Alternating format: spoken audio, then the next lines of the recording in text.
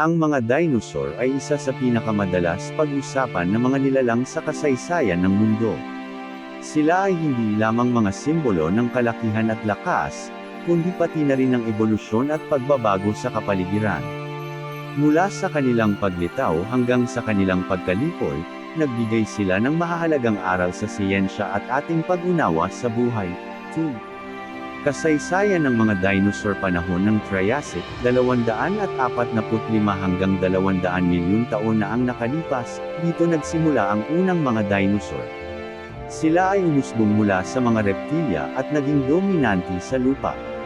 Ang mga unang dinosaur ay maliit at kadalasang bipedal, panahon ng Jurassic, 200 hanggang 145 milyong taon na ang nakalipas.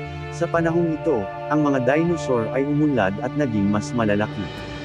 Dito nagpakita ang mga kilalang uri tulad ng Brachiosaurus at Stegosaurus.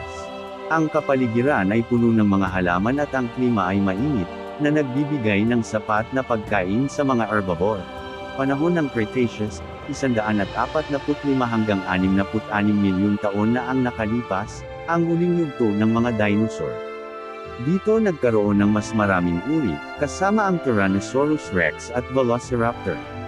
Ang mga nabuhay na dinosaur ay nagpakita ng iba't ibang anyo at ugali, mula sa mga malalaking predator hanggang sa maliliit at mabibilis na species. 3.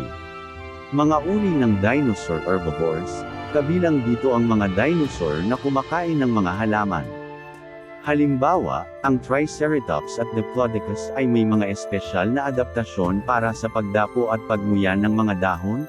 Carnivores, ang mga carnivorous na dinosaur ay tulad ng Tyrannosaurus Rex at Velociraptor, na may matutulis na pangil at kakayahang manghuli ng ibang hayop.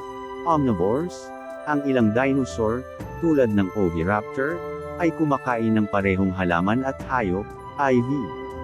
Pagkawala ng mga dinosaur, ang mga dinosaur ay namatay sa isang mass extinction event mga 65 milyong taon na ang nakalipas. Ang pinaka-tinatanggap na dahilan ay isang malaking asteroid na tumama sa Earth, na nagdulot ng malawakang sunog, pagbabago ng klima, at pagkasira ng mga ecosystem. Ang mga pagbabagong ito ay nagresulta sa pagkamatay ng halos 75% ng mga species sa planeta, kabilang ang mga dinosaur. D. Ebolusyon at pamanabagaman ng mga dinosaur ay nawala, ang kanilang mga inapo, ang mga ibon, ay nananatiling naririto hanggang ngayon.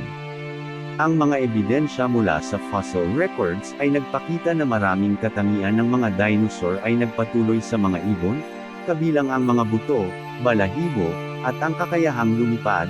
D. Mahahalagang pagsasaliksik sa kasalukuyan, ang mga siyentipiko ay patuloy na nag-aaral ng mga fossil upang mas maunawaan ang buhay ng mga dinosaur, kanilang ugali, at kung paano sila nakapag-adapt sa kanilang kapaligiran.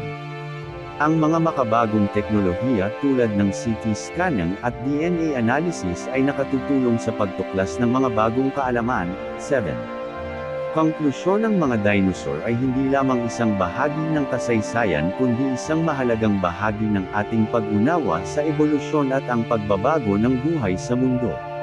Sa kabila ng kanilang pagkawala, ang kanilang kwento ay patuloy na nagbibigay inspirasyon at kaalaman sa mga susunod na henerasyon.